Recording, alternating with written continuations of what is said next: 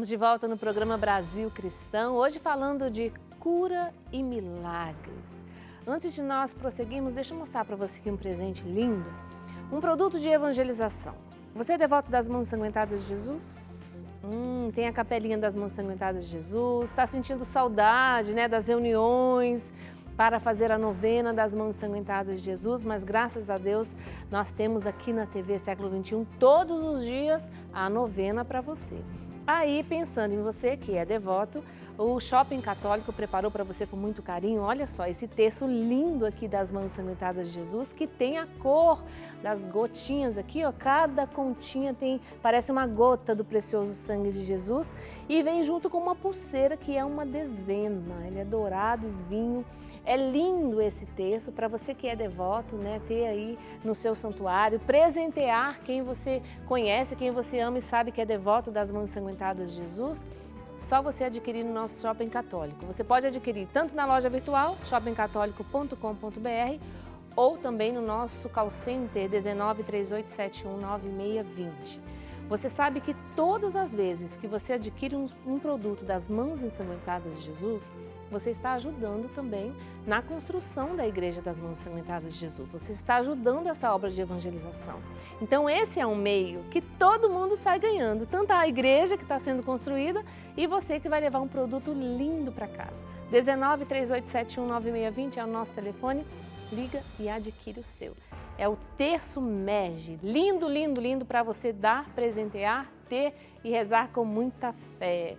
Vamos prosseguir aqui então, padre? Vamos lá. Eu vou fazer uma pergunta aqui, porque nós sabemos que muitos santos ficaram doentes no final de suas vidas. Nosso querido, que nós falamos aqui, né, Fernando? Padre de Grandes, né, que tinha um ministério de cura interior, né, muito aguçado. Ele ficou doente no final da sua vida. Sim, e de cura física né? De também, cura né? física, né? E... Tia Laura morreu de câncer. Então, aí a gente pergunta, peraí, por que essas pessoas não pediram a cura para Deus, né? Mas a minha pergunta é, por que algumas pessoas não são curadas? A cura, ela é um sinal do reino. Nós deixamos isso claro desde o início.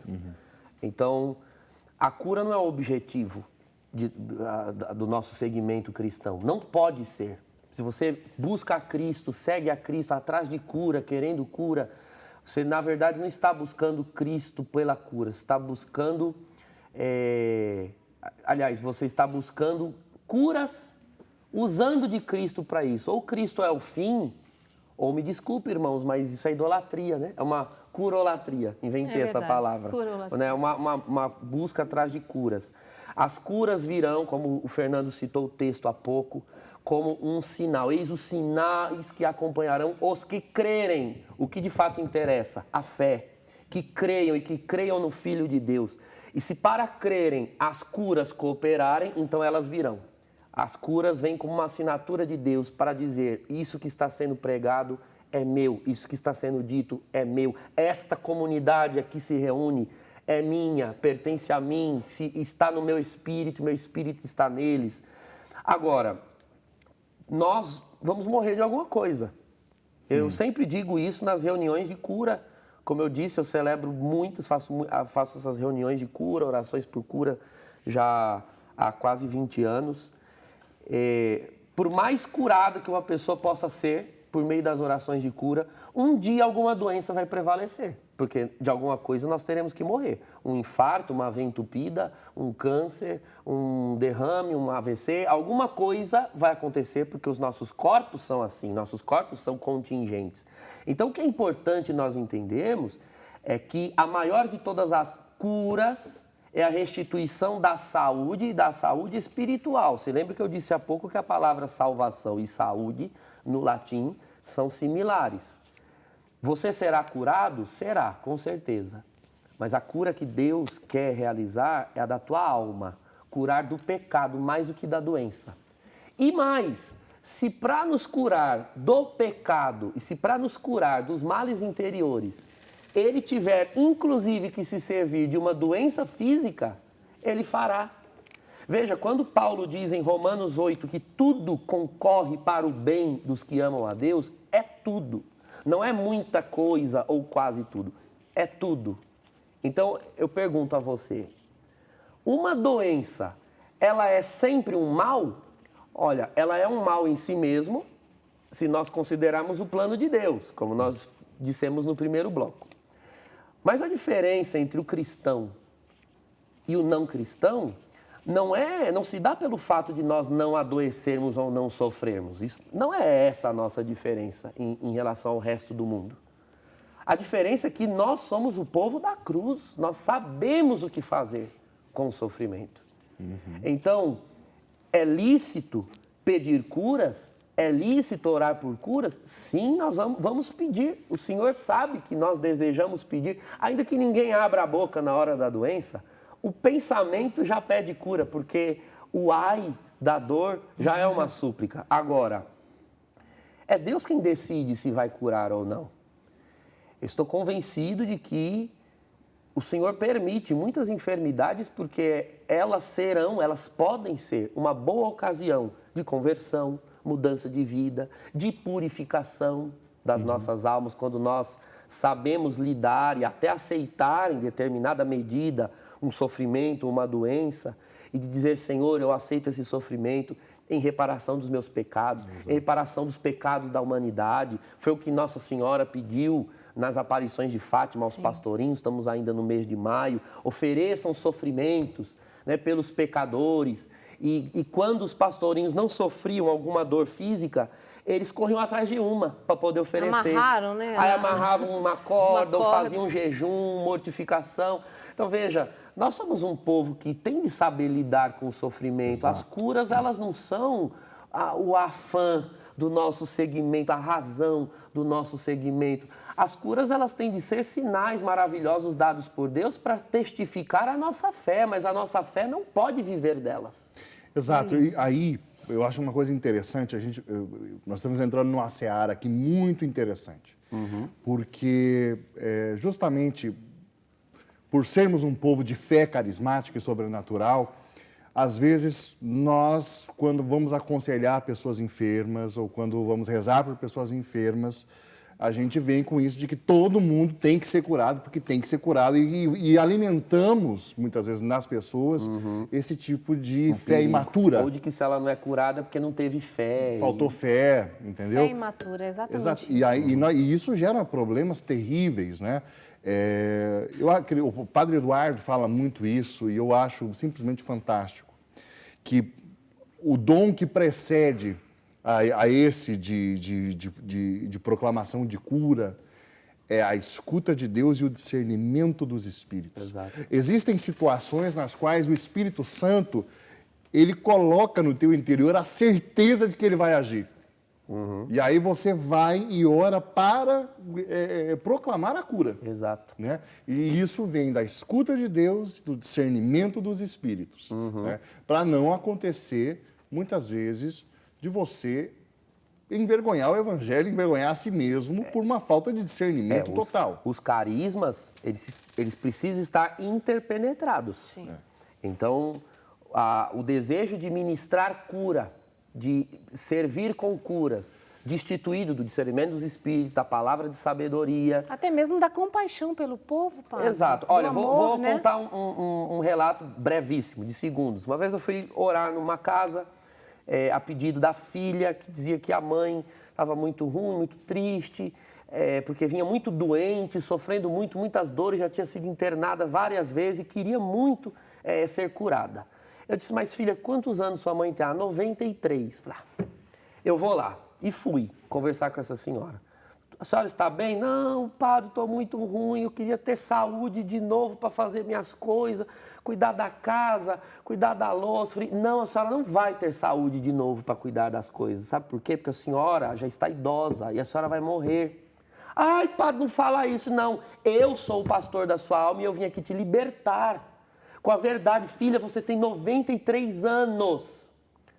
Pare com esse apego ao seu próprio corpo, com esse apego à própria vida. Diz o Senhor, quem se apega à sua própria vida vai perdê-la assim mesmo. A senhora está numa época da sua vida que a senhora tem de se preparar para um encontro com o teu Senhor, um encontro com o seu amado. E aí eu contei para ela a história da minha avó, né? Minha avó é meu grande modelo de santidade aqui nessa terra, morreu com 91 anos.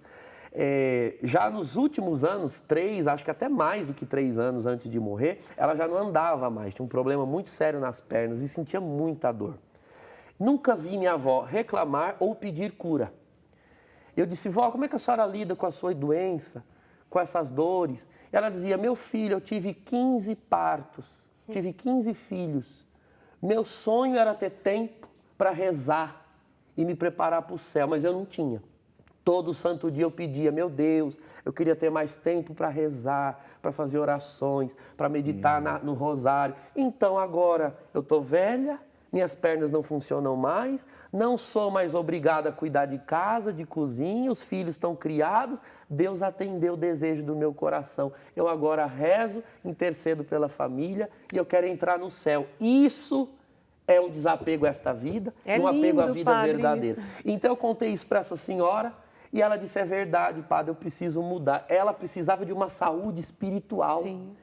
Conclusão, 2 meses depois, essa senhora faleceu.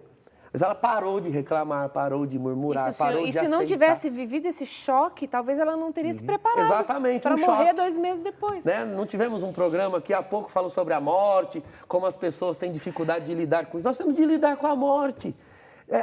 Às vezes não.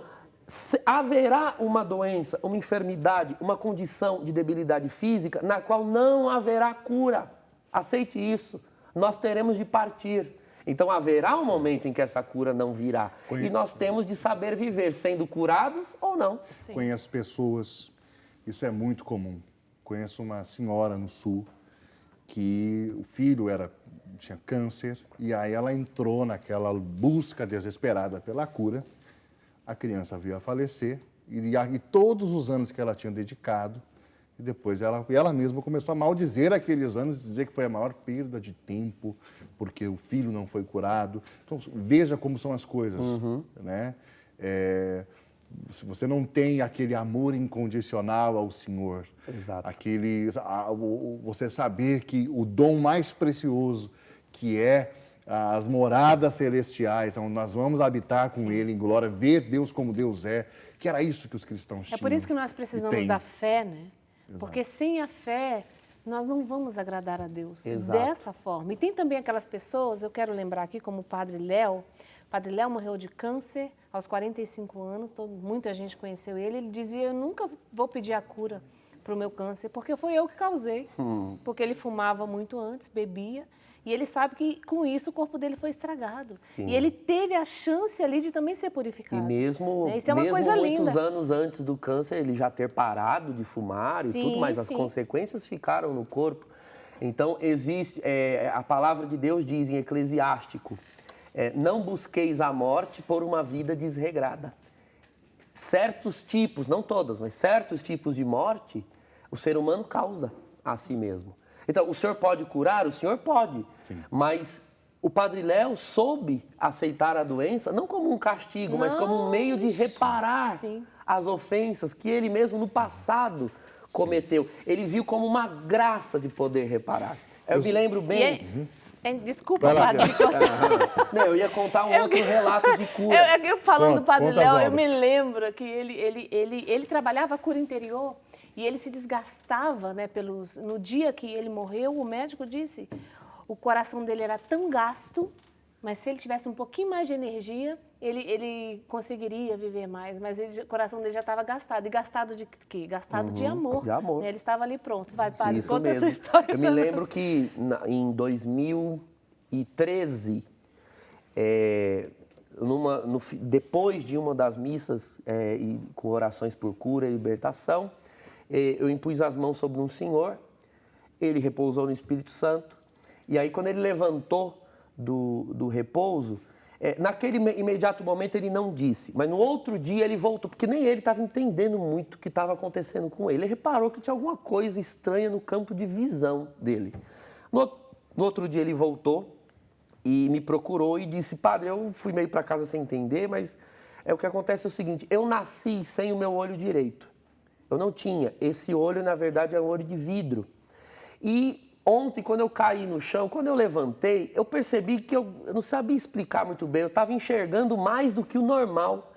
O meu olho de vidro se transformou em olho. Eu estou enxergando com esse olho, ou seja, é um milagre, supranatural. Ou seja, ele não tinha o olho. Exato. Era um olho de vidro. E Deus transformou o olho de vidro num olho natural. Eu sinto que passaram-se anos, concluindo, nós contamos muito esse testemunho. Esse senhor contou e muitas pessoas creram na palavra e se converteram por causa dessa cura. Só que ele já era um senhor de idade. Esse senhor faleceu. Não está mais vivo.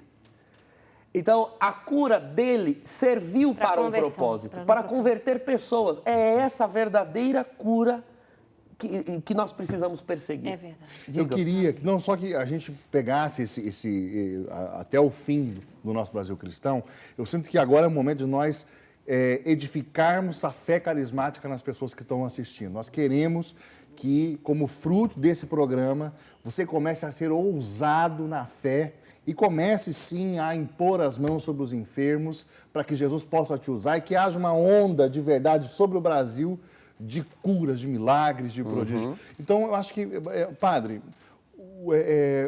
é uma característica do movimento pentecostal e carismático. Houve, inclusive, uma das suas ondas se caracterizou pela cura divina, não é isso? Sim, sim.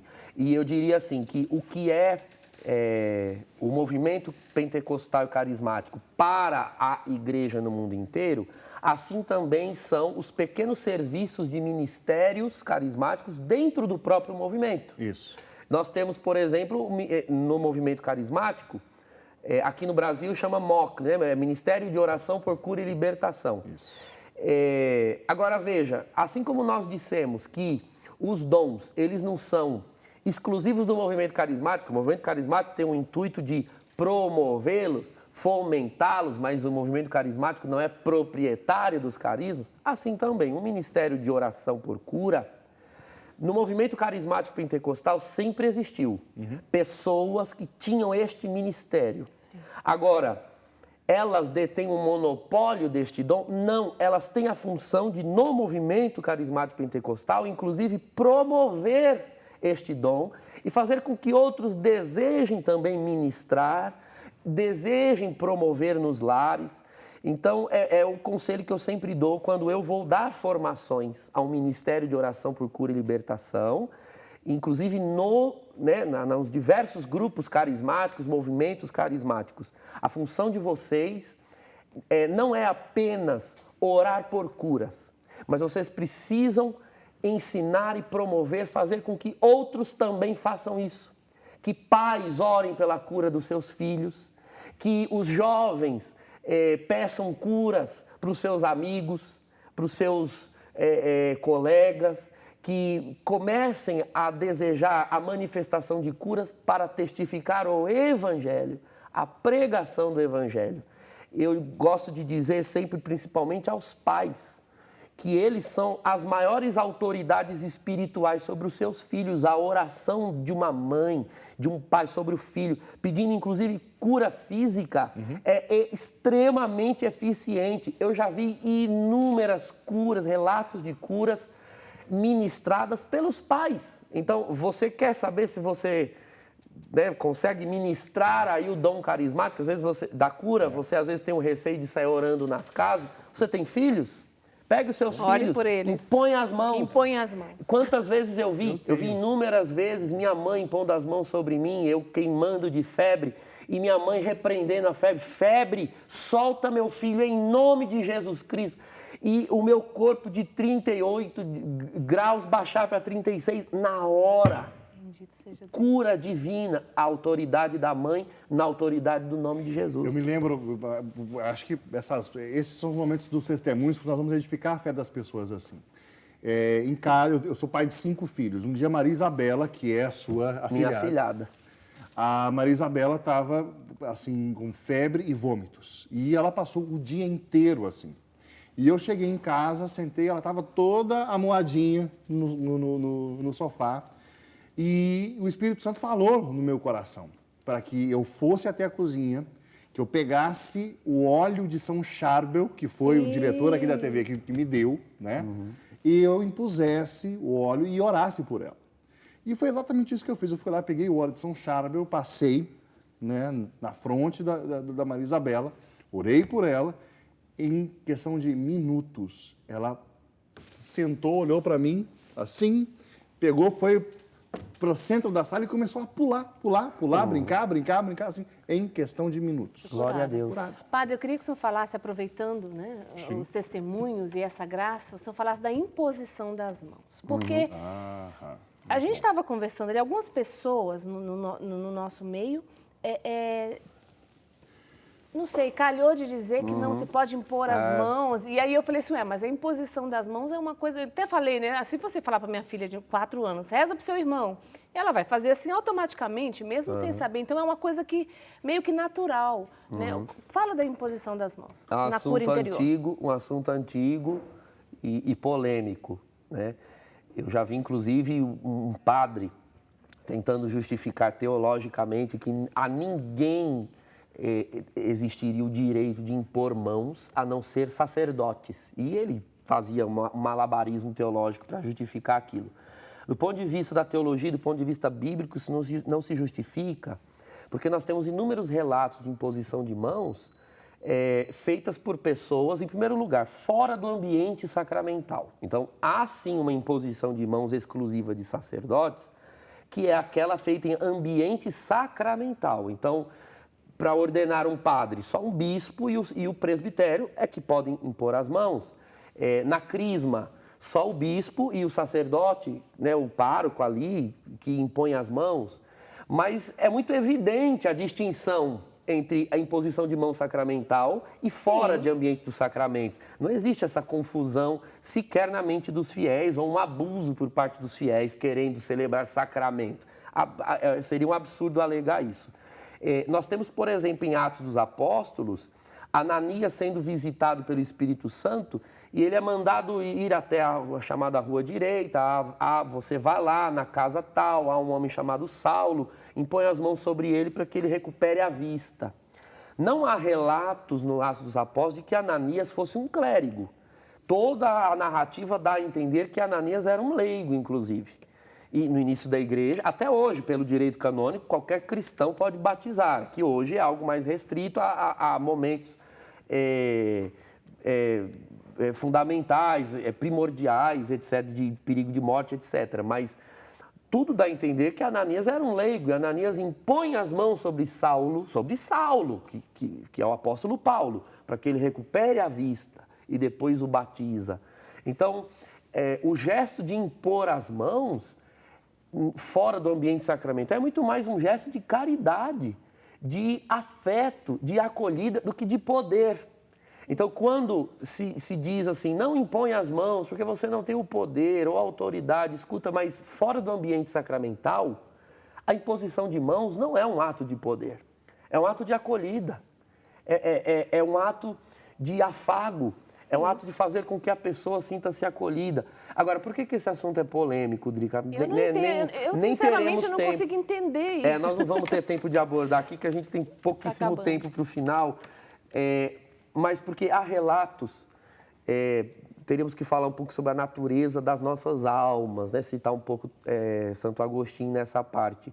Há relatos de pessoas que impõem as mãos, mas se sentem mal, têm mal-estar, vomitam, ou inclusive é como se elas ficassem doentes também, não sabem muito lidar com a prática da imposição de mãos. Por isso nós temos os ministérios de oração por cura sistematizados, para inclusive ensinar a realizar uma imposição de mãos eficaz. Fantástico. Né? Dá a impressão assim que impor as mãos sem determinados preparos é como dar um tiro que vai sair pela culatra, não necessariamente. É possível que todos imponham as mãos, mas o conselho que eu dou é que ninguém faça só, né? Sempre, como diz lá a palavra, entre duas pessoas que oram juntas no nome do Senhor Jesus, impondo as mãos sobre o ombro, sobre a cabeça. Isso eu vejo como indiferente. Poderíamos falar assim, bem mais assuntos sobre isso, não vamos ter tempo. De repente, mas na próxima terça-feira... Podemos voltar nesse assunto na próxima terça-feira, que inclusive eu imagino que muitos em casa estejam aí com dúvidas e até cheguem a elaborar questões e nos mandar por WhatsApp. Exatamente. Terça-feira que vem nós vamos falar do batismo no Espírito Santo. Perfeito, Pronto, aí então a gente fala da imposição das venha mãos. calhar, tá aí já um Já que chamariz existe para uma que... teologia para impor as mãos. Já que e fica o chamariz para que no próximo programa você ouça um pouco sobre esse impor as mãos, Padre, porque é tão Rodrigo, dá a polêmico. bênção para nós. Eu queria lembrar só que o programa que nós fizemos sobre o dom de línguas já está disponível no canal do CERN, tá? No Centro de Estudos Renovação do Espírito, no YouTube. As pessoas podem assistir novamente. Benção, Padre, para nós. Senhor eterno, nós oramos nessa hora por todos que nos acompanham e com certeza o coração de muitos está fervendo por termos falado sobre o teu poder de cura. E se for da tua vontade para a glória do teu nome, envia curas aos que estão nos ouvindo, nos acompanhando, nos assistindo, para que o teu nome seja glorificado. Pela força desta bênção, Senhor, tudo podes realizar. Em nome do Pai, do Filho e do Espírito Santo. Amém. Você que nos acompanhou, muito obrigada pela sua companhia. Amanhã é quarta-feira. Amanhã nós vamos ter um programa super interessante para você, né, Fernando? Um Exato. tema muito bom. Vamos dar só um spoiler aqui do que nós vamos Spoiler, tratar amanhã. vamos? Dá Podemos tempo, dar? Laura? Seguinte, amanhã nós vamos falar a respeito daquilo que o Espírito Santo falou para a igreja no Brasil através do ministério de dois homens, o padre Emiliano Tardif e o padre Dario Bittencourt.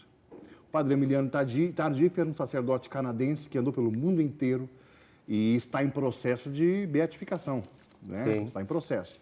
O padre Dario Bittencourt é um sacerdote colombiano que veio muitas vezes ao Brasil e o seu ministério também foi acompanhado, tem sido acompanhado de muitos sinais. Graças a Deus, o padre Dario Bittencourt ainda está entre nós e vai participar do Brasil Cristão conosco amanhã. Glória a Deus. Com a graça de Deus, estou muito feliz por isso. Graças a Deus. É isso. Amanhã, então, nós esperamos todos vocês. Obrigada pelas participações. Pedidos de oração, vou deixar aqui com o Padre Dogo para que ele imponha as mãos sobre esses pedidos e peça uma bênção aí para você. Amanhã, então, a gente volta aqui. Muito obrigada pela sua companhia. Um beijo no seu coração. Deus te abençoe. Até amanhã. Até amanhã.